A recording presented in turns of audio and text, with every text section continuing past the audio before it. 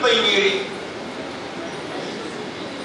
சித்திரை மாதம் கடுமையான சுழல்கின்ற வெயில் ஆனைக்காரனை வழிபட்டு செல்நீர் திரளை ஆடிய எதிரான திருநாவுக்கரசர் ரெண்டு ஆற்றங்கரையுடைய கரையை கடந்துதான் அந்த திருப்பைங்கேழிக்கு வரணும். ஒன்று காவிரி, மற்றொன்று கொள்ளிடம். கொள்ளிடத்தை தண்ணீர் இல்லாத காலம் இந்த சித்திரை மாதம் சுடு மணல்ல தனி ஒருவராக உழவார் படையை ஏற்றி அப்பர் சுவாமிகள் நீண்ட நாள் பசியோடு வருகிறார். அவ்வளவு பெரிய ஞானிக்கே அந்த இறைவனை நேரடியாகவே கண்டு பதிகம் பலபாடிய பரமகாரண ஈசன் அவருக்கே உணவு தருவதற்கு ஆள் இல்லை.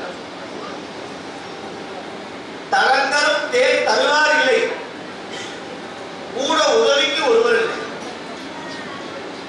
அவருடைய கையில் இருக்கிற உழவான படையை யாராவது 2 நிமிஷம் வாங்கி வச்சுட்டா கூட அதுக்கு ஆள் கிடையாது. அப்படியெல்லாம் வாழ்ந்தார்கள் நம்முடைய குருமார்கள்.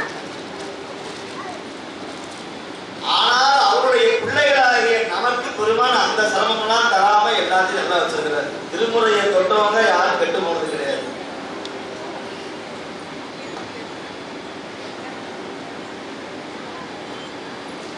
திருப்பனந்தாள் இதமான் சுவாமிகள், அருள்நந்தி தம்பிரான் சுவாமிகள் அவர்கள் இந்திய ராணுவத்தில் இருந்து ஓய்வு பெற்று துறவியாக மாறியவர்கள். தமக்கு இருந்த எல்லா சொத்தையும் திருமறைக்காக எடுத்து வைக்கப்படுவான். தந்தை மிகையா கருத்தும் கொள்கையுடையவர். தனக்கு இருந்த அத்தனை சொத்தையும் திருமுறை அச்சுப்பணிக்காக குமரகுருபரர் அந்த நூலகத்திற்கு அச்சுப்புறத்திற்காகவே வழங்கிய பெருமான் அருள்நந்தி தம்பிரான் சுவாமிகள். அந்த சுவாமிகள் அவர் பேரு காசிவாசினே பேர். திருப்பனந்தாள் சுவாமிகளுக்கு காசிவாசி, காசில வாசம் செய்கிற துறவிகள். ஏன்னா குமரகுரு சுவாமிகள் நீண்ட நாள் இருந்து ஆட்சி செய்த இடம் வாரணாசி, காசி புண்ணிய தலம். அந்த தலத்துல இருந்து செங்கோல் ஓச்சி அருள் பரிபாலனம் செய்து வந்தவர் நம்முடைய சுவாமிகள். அந்த சுவாமிகள் ஒலி ஒளி மண்டபம்னு இன்னமும் எல்லா கோயிலும் இருக்கு, அதுக்கு செயல்படுறதில்லை. திருப்பனந்தாள் சுவாமிகள் தான் முதல்ல ஒலி ஒளி மண்டபம், ஒலி ஒளி மண்டபம். ஓதுவா மூர்த்திகள் தினந்தோறும் காலையும் மாலையும் அந்த ஒளிபெருக்கிற முன்னாடி பாடுவாங்க. அந்த கோபுரத்துல அந்த ஒளிபெருக்கினுடைய அந்த எல்லா அவருக்கு போய் சேரும்.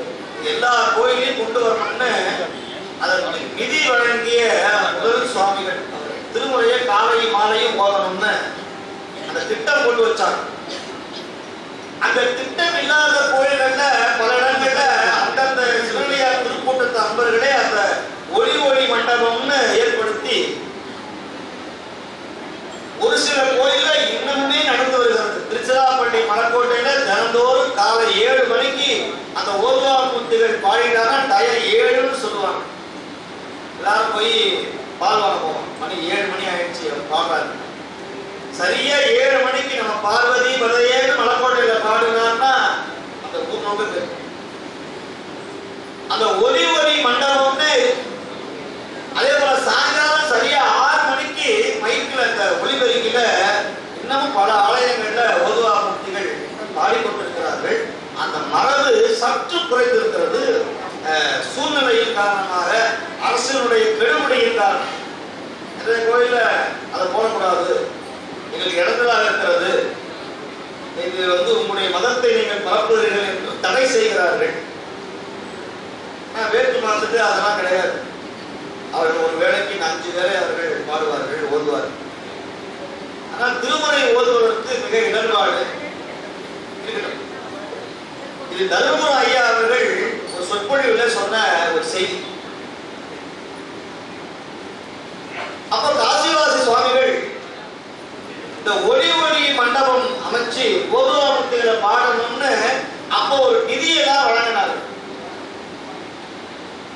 டிமாண்ட் டிராஃப்ட் அதை எடுத்து காசியில எடுத்து தமிழகத்தில் இருக்கிற எல்லா ஊர்களில் இருக்கிற நிர்வாக அதிகாரிகளுக்கு அந்தந்த ஊர் பேரை போட்டு காசி மடம் அப்படின்னு சொல்லி அந்த ஒளி மண்டபம் அமைப்பதற்கு ஓதுவாருக்கு சம்பாவனை, அந்த ஒளிபெருக்கி வாங்குவதற்கான தொகை, அந்த மேல வைக்கிற அந்த ஒளிபெருக்கியினுடைய அந்த சாதனம், இதெல்லாம் இவ்வளவு ரூபாய் ஆகும்னு ஒரு திட்டம் போட்டு வரைஞ்சி அத எல்லா ஊருக்கும் ஒரு கிட்டத்தட்ட ஒரு 50 டிடி வரைவோலை எடுத்து அதை ஒரு பொட்டலமா கட்டி அத விமான பார்சல்ல அனுப்பினாங்க. அந்த விமான பார்சல் போன அந்த விமானம் விபத்துல கீழே விழுந்துட்டு, விமானம் ஒன்னதுமே ஆகல, உண்மையா நடந்தது. அப்போ அந்த விமானத்துல போய் எல்லாரும் தேடுறாங்க, எல்லாமே கருகி வீணாகி போயிட்டது. ஆனா அந்த காசிவாசி சுவாமிகள் அமைச்ச அந்த பொட்டலம் மட்டும் அப்படியே இருந்தது. அதை எடுத்து பார்த்தா இந்த விமானத்தை செய்யறது சரி பண்ணணும், என்னமோ அது குடி மட்டும் எரியாம இருக்க என்னன்னு பார்த்து அதை காசி மட் அப்படின்னு இங்கிலீஷ் எழுதிருந்தது. உடனே நேரா காசி மடத்துக்கு திரும்பி அமைச்சிருந்தாங்க. என்னங்க விஷயம்? அது சுவாமிகள் பார்த்து கண்ணில் நீர் விட்டாராம். விமானம் அழிந்து விட்டது, விமானத்தில் இருந்தவன் இறந்து போயிட்டான், எல்லா துணிமணி உடைமை பொருள் எல்லாம் அழிஞ்சிச்சு, சாதாரண காகிதம். அது சொன்னாரா, திருமுறையை தீயில போட்டாலும் வேகாதது எங்களுடைய திருமுறை, நீரில் போட்டாலும் அடித்து செல்லாத திருமுறை, ஞான தமிழ். இந்த விமானத்தை வேக போகிறது, மற்ற உடமை வைத்திருந்தாலும் இந்த திருமுறைக்காக செய்யப்பட்ட இந்த நிதி ஒருபோதும் வேகாது. இது திருமுறைக்கு கிடைத்திருக்கிற மாபெரும் உய்தி உரைப்பு வெற்றின்னு சொன்னாங்க.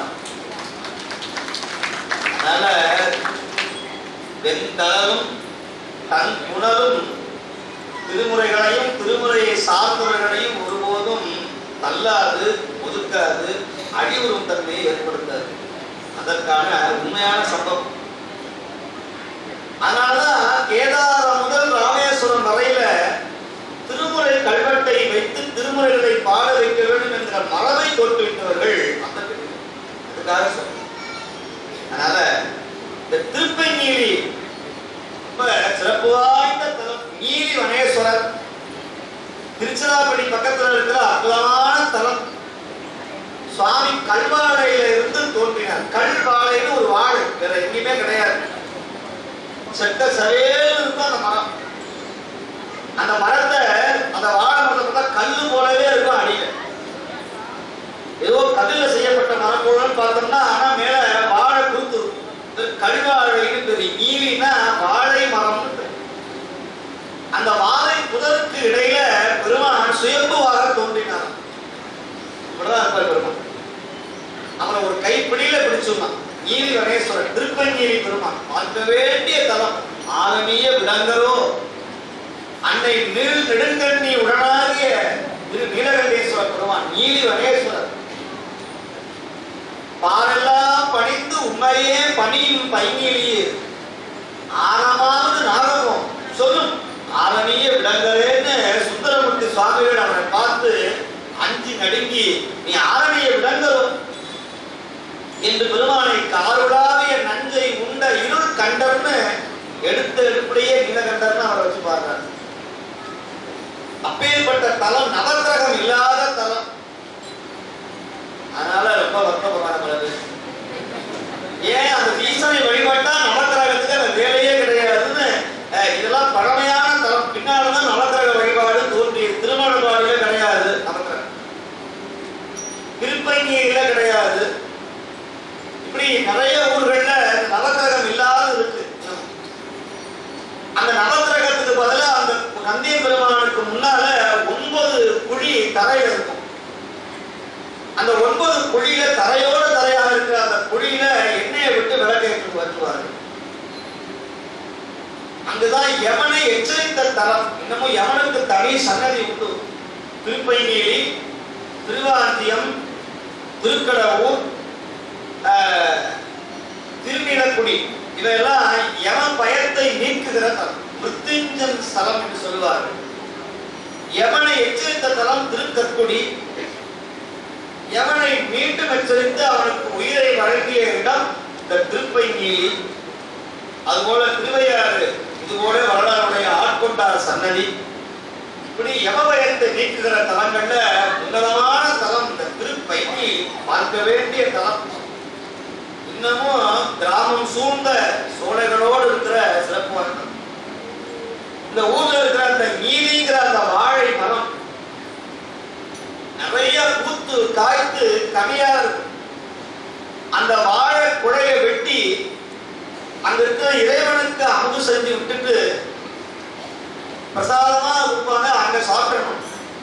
தயவு செய்து வீட்டுக்கு கொண்டு போய் என் மகளுக்கு தருகிறேன், எனக்கு என்னுடைய மகனுக்கு தருகிறேன்னு பையில போட்டோம்னா வீட்டுக்கு போறதுக்குள்ள அந்த வாழைப்பழத்துல வண்டு துளைத்து இன்னமும் பார்க்கணும். அதை மீறியும் சாப்பிடுவர்களுக்கு வயிற்று நோவு ஏற்படுது. இன்னமும் கண்கண்ட. இரண்டாவது தலம் திருவாசி. இந்த திருவாசி பாச்சராட்சிராமத்திலேயும் ஒரு அறுபது. அங்கேயும் எந்த பொருளையும் கொண்டு போனா உடம்பெல்லாம் எரிச்சல் வந்துவிடும், நமச்சல் வந்துவிடும் என்று சொல்லுவார்கள். அப்பேற்பட்ட புண்ணிய தலம் இந்த திருப்பைக்கு. எல்லா தோஷங்களையும் பாவங்களையும் நீக்குகிற புண்ணிய தலம் இந்த திருப்பைக்கு.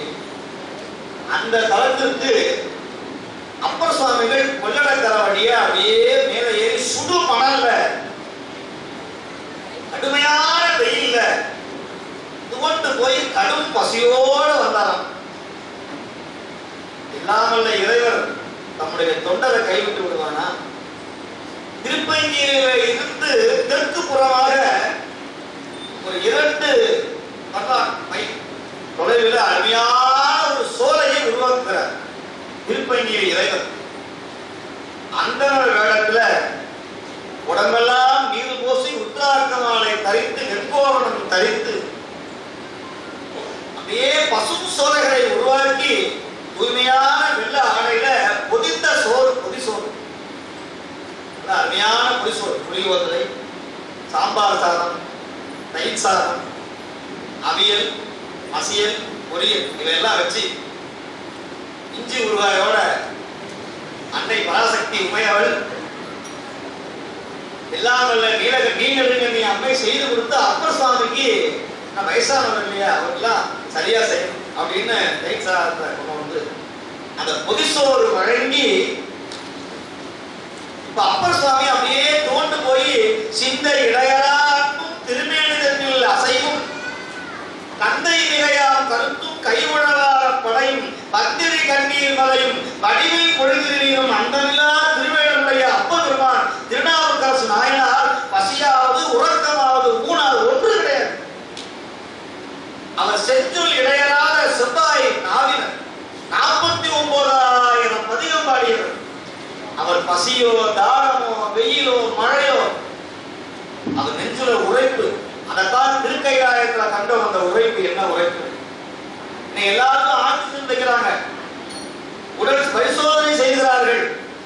அப்படி மீறி செல்லுவர்களுக்கு தம்முடைய உடம்பினுடைய சிறுமை காரணமாக தாங்க முடியாத அந்த குளிர் கடும் பணி அவர்களை தாக்குகிறது. அது சென்ற அன்பது தெரியும், கைலாயம் சென்ற மெய்மூறு அடியாறு தெரியும்.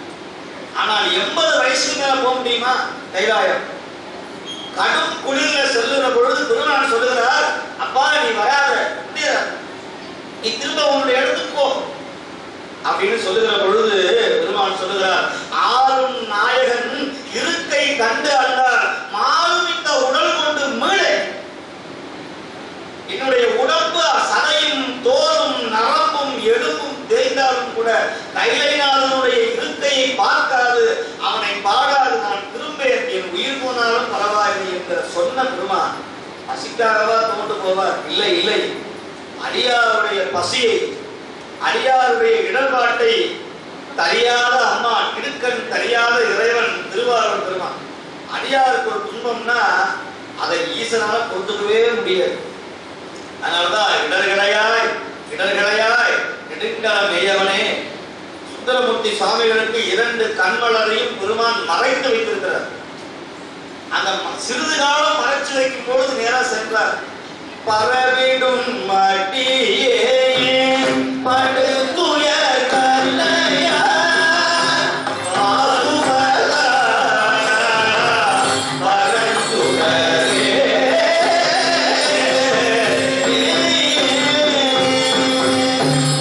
ஏன் பாசுபதா பரந்துடரேன்னு சொல்றாரு? இந்த பாசுபதம் வாங்கும்போது அர்ஜுனன் பண்ற விளையாட்டு கொஞ்சம் கிடையாது. பெருமான வில்லால அடிச்சார்.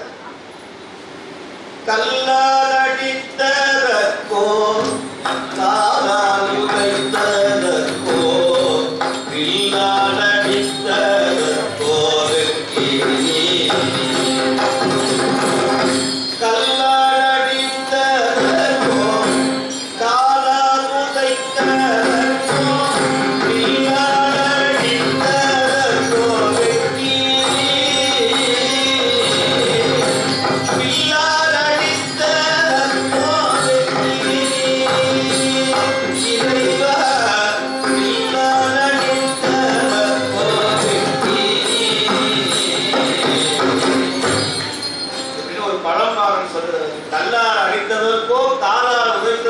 வில்லால் அடித்ததற்கோ அப்படின்னு ஒரு புலவர் கேட்டார். இந்த அர்ஜுனன் பாசுபதத்தால இறைவனை அடிக்கிற பொழுது அந்த அடியை வாங்கி கொண்டு அவனுக்கு அருள் செய்தாராம். அதுபோல நான் எத்தனை பிழை செய்தாலும் அந்த பிழையை பொறுத்து கொண்டு நான் பாடுகிற அடியவனுக்கு நிற்கிறார் மேல பாடிய அடியே படுதுயர் கலையாய். பாடுகிற அடியவனுக்கு துயர் வருமா? வராது. எப்படி கொடுத்த அப்படின்னாரு. இல்ல இல்லன்னு அடுத்த ஊர்ல இடக்கண்ணை வழங்கினார் ஈசன் கச்சியகம். பகடம் எண்கண் மறை பிடித்தாய் குழைகிறது அடிகாதா கோயில் உள்ளாயோ என்ன உழையுடையா இருந்து போகிறார். அந்த ஊன்றுகோலை கையில இருந்து அவர் தூக்கி எறிந்தாராம். ஏன் ஊன்றுகோலை கொடுத்தாருன்னு கேள்வி திருவொற்றியூர்ல வரும். கேட்கிறாரு, ஊன்றுகோலாவது கொடுத்தா என்ன குறைஞ்சு போயிருவியா? இவர் கேட்டதுதான் கொடுப்பார், கேட்காம தர மாட்டார். சங்கிலிக்காய் எங்கனை மறைப்பித்து எனக்கு ஊன்றுவதற்காக ஒரு கோல் கொடுத்தா என்ன? அதை திருவெண்பாடத்தில் அவங்க கொடுத்தாரு. அதனாலதான் தெரியல, சுந்தரர் நொந்து பாடினதுனால அந்த திருவெண்பாக்கம் கோயிலே அழித்து விட்டது. இன்னைக்கு அந்த கோயில் பழைய கோயில் கிடையாது. இந்த பூண்டி நேர்த்தீக்கத்துல அந்த பழைய கோயில் அழித்து விட்டது. பிறகு நாட்டுக்கோட்டை செட்டியார் பெருமக்கள் அதை செப்பனிட்டு அதே போல புதிதாக கோயில் அமைச்சாங்க. அந்த பழைய கோயில் நமக்கு கிடைக்கல. பார்க்க வேண்டிய தரம் சென்னை செல்கிற அன்பர்கள் தயவு செய்து திருவெண்பாக்கம் போய் அந்த ஏரிக்கரை ஓரமாக இருக்கிற சுந்தரமுத்து சுவாமிகள் ஊன்றுகோல் பெற்ற திருப்பதி அந்த கோயிலை போய் சென்று வழிபாடு செய்வது மாபெரும் ஏற்பட்ட தலம். அப்ப பெருமான் நுழைகிற அருமையான புதுசோரை வச்சுக்கிட்டு கையில் உரைகின்ற திருப்பதி இறைவர் அப்படி காத்திருந்தார் அந்த பூ சோலை. அப்பர் சுவாமிகள் அப்படியே உள்ள நுழைஞ்சி வாட்டத்தோட வருகிறார். பக்கத்துல ஒரு திருநீற்று அந்தனர் கையில் ருத்ராட்சமாலை வச்சுக்கிட்டு ஓம் நம சிவாய ஓம் நம சிவாய தன்னைத்தானே பூஜிக்கிறார். அப்படி கண்ணை முன்னாடி பார்க்கிறார். அப்புறம் வருகிறார். அவர் வஞ்சித்தின் தலை கவர்ந்தார் வாராணி ஆயினும் பஞ்சித்தார் சிறகண்ணம் பயின்றார்க்கும் பழனார். அப்பர் சுவாமிகள் அப்படியே உள்ள நுழைகிறார். வாங்க வாங்க வாங்க. அப்பர் பெருமான் நீதான் அப்பர் பெருமான் அடியாரே பெருமான் எழுந்தல் ஈண்டு அருள் செய்தார். அப்பர் சுவாமிக்கு ஒன்றும் புரியல. இவ்வளவு பெரிய காட்டுக்குள்ள யாரோ ஒரு அந்தனர் எங்கேயோ அருமையான சோலையில உட்கார்ந்து என்ன கூப்பிடுறாரு அப்படின்னு நினைச்சு அப்படி தடுமாற்றத்தோட இருந்தாராம். பெருமான் சொன்னார், மிகவும் வழிவந்து இடத்திருத்தி இங்கு என்பாரே பொதிசோறு உண்டு. அப்பா என்கிட்ட அருமையான பொதிசோறு இருக்கு. அதை உண்டு தண்ணீர் பருகி அதை உண்டு தண்ணீர் பொங்கு குடத்தில் குடித்து இழைப்பு போக்கி இங்கிருப்பி. அருமையான குளம். அப்படி தண்ணீரை அள்ளி குடிச்சோம்னா கங்கையில குடிச்சது போல இருக்கும், தித்திக்கும் அந்த நீர். என்கிட்ட அருமையான பொதிசோறு உண்டு, அதை உண்டு பொங்கு குளத்தில் அங்கு இருக்கிற புண்ணிய நீரை உண்டு களைப்பு நீக்கி இனிமையா இருப்பேன் அப்படின்னாரு. அப்ப அப்பர் சுவாமிகள் பசியை பொருட்டாத ஒரு பொருட்டாக நினைக்காத மாந்தர். அவர் நேரா பார்க்கிறார், என்னன்னு தெரியலையே, ஆனா பார்த்தா ஒரு சிவனடியார் போல இருக்கிறார். தெற்ற திருநீர், ருத்ராட்சம், சடாமுடி, குழை, மார்பளம் இதெல்லாம் இருக்கு, மான் தோல். சரி, இவர் உண்மையான அடியாரா, இவர்கிட்ட வாங்கி சாப்பிடலாம்னு சொல்லி உள்ள விளையாட உடனே அருமையான தென்னை ஓலையில பின்னி அந்த தடுத்து கீழே போகிறார். சிவபெருமான் பையில இளைஞர், அப்பர் பெருமான் உழவாரப்படையை கீழே வச்சுட்டு அப்படிங்கிற உட்கார்ந்தார். சிவாய நமன்னு திருநீரை பூசிக்கொள்ளுகிறார். அந்த திருநீரை பூசி ரெண்டு பேரும் அந்த பொதிசோரை அவிழ்த்து வைக்க, கைலை நாதன் அப்பர் பெருமானுக்கு பொதிசோரை அவிழ்த்து வைக்கிறார். எம்பிரான் கண்ணப்ப நாயனார் ஒழுவிய திசைகளெல்லாம் கோவிலில் தெரித்து கோத்து அடலொரு பதத்தில் காட்சி பண்டினால் அதுக்கி நாவினில் சுவை பார்த்து சாத அழகிது நாயனீரே அருள் செய்த அருள்வீர். பட்டு இறைச்சிய தீயில சுட்டு அதை தேயில முக்கி அந்த நம்முடைய நாக்குனால நாக்கு படாம பல்லுல அப்படி கடிச்சாராம்.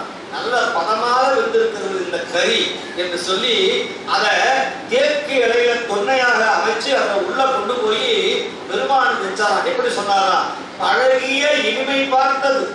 நான் சாப்பிட்டு பார்த்துக்கிறேன், ஒழுங்கா சாப்பிட்டு இங்கேயாவது உண்டா? இதைத்தான் அங்க சொல்ற ஞானசம்பந்தர், ஊனோடு உண்டல் நன்றன ஊனோடு உண்டல் தீதன ஆன தொண்டர் அன்பினால் பேச நின்றனர். இப்ப சிவபெருமான் ஏத்துட்டாரா? ஏத்துட்டார். அதை ஆன தொண்டர் அன்பினால் பேச நின்றனர். அந்த பன்று இறைச்சியை வச்சு சொல்றார், சால அழகிது நாயனீர். எங்க காலத்தி அப்பர் இன்னைக்கு முன்னா அடிச்சு அனுப்புவாங்க. காலத்தி அப்பனார் முன்னால வச்சு சால அழகிது நாயனீரே அமுது செய்த அருள்வீர், அமுது செய்த அருள்வீர். இப்போ இங்க கைலையில் உரைகின்ற ஈசன் திருப்பையில் இறைவன் அப்பெருமானை பார்த்து சார அழகிது இந்த பொதுசோரை உண்டு களைப்பு நீங்க அருள்வீர். அப்பர் சுவாமிகள் அப்படியே ரெண்டு பிடியை எடுத்து அப்படியே அன்னம்பாளிக்கும் செய்தார்.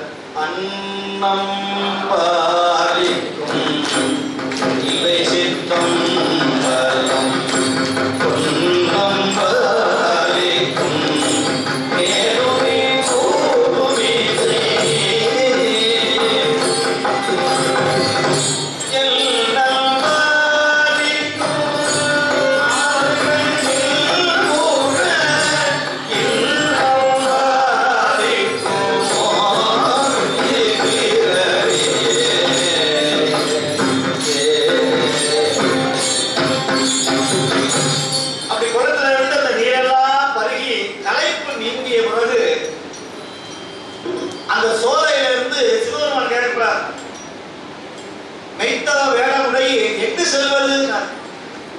சுவாமி, நான் பையனுக்கு போவது என்றால் நானும் அங்கேயே செல்வது. நானும் அங்கதான் போறேன்பா, எனக்கு ஒரு திருப்பதி தான், என் பின்னாடியே வா, நான் உன்னை அழைச்சு கொண்டு செல்கிறேன்னு சொன்னார். ஓஹோ, அதுவும் நன்று என்று சொல்லி அந்த வேடத்தில் வந்த இறைவர் தம்முடைய பொதுசோறு முட்டையை மீண்டும் சுமந்து கொண்டு அந்த அடிபோந்த அதிசயம் அறியேனேன்னு போல அந்த அந்த பெருமான் உள்ளே செல்கிறார். பின்னே அப்பர் சுவாமிகள் தம்முடைய இடுப்பில் இருக்கிற அந்த ஆடையை முடிந்து கொண்டு உழவாரப்படையை கையிலே ஏந்தி கொண்டு திருநீற்று புக்கணத்தை சொல்லிக் கொண்டு நாவிலே பஞ்சாட்சர மந்திரத்தை சொல்லிக் கொண்டு அடிகள் முன் செல்ல ஐயரும் பின் செல்கிறார். நேர கோபுரம் தெரிகிறது, திருப்பங்கேரியுடைய கோயில். சென்ற அந்தனர் மறைந்து விட்டார். அப்பர் சுவாமிகள் அந்தனர் எகுற்றார் என்கிற பொழுது அந்தனர் எல்லாம் வல்ல இறைவராக வீதியிலே மழவிடையோடு நீலெழுங்கண்ணி அம்மையோடு அப்பனார் குறையணிந்த கோலத்தோடு காட்சி வழங்கினார். யானே வந்து உனக்கு பொதுசோறு வழங்கினோம். நன்னும் திருநாவுக்கரசர் நம்பர் அருள் என்று கீழே விழுந்தார், பணிந்தார், குறுகினார், கண்ணீர் மழை சொரிந்தார், அரும்பினார், அன்பினார் இயங்கி கையினால் ஆர்வம் கொண்டு இருகலவும் முட்டித்து பையே பரமனை பாடினார். அப்பொழுது பாடிய பதிகம்தான் இப்பொழுது பாடுகிற பதிகம். அப்பேற்பட்ட பதிகம் உடையர் கோவணம் ஒன்றும் குறைவிட்டது. இன்னமும் சித்திரை மாதம் அவிட்ட நட்சத்திரம், சித்திர சதயம் குருபூஜை. அதற்கு முதல் நாள் கட்டதொரு விழான்னு ஒரு விழா உண்டு. திருப்பங்கிரி போகிற அன்பர்கள் தயவு செய்து அந்த விழாவை பார்க்கணும். சிவபெருமான் அமர்ந்த இடம், சிவபெருமான் அப்பெருமானுக்கு அன்னம்பாரிப்பு செய்த இடம், இன்னமும் அந்த கிணறு அந்த குளம் இருக்கிறது. சுவாமிகள் அப்பெருமானுக்கு அன்னம்பாரிப்பு செய்த அந்த இடம் இருக்கிறது. அப்பெருமான் இன்னமும் மாலை நேரத்திலே பின்னே சொல்லுவார், ஈசன் முன்னே சொல்லுவார். பிறகு கோயில் வாசலிலே சென்று காட்சி கொடுப்பார்கள். அந்த விழா இன்னும் சிறப்பாக நடைபெறுகிறது.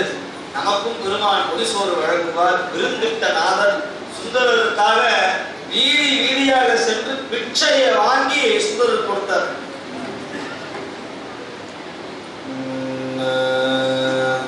மாலை மதியே மலை மேல் மறந்தே மறவே அடியே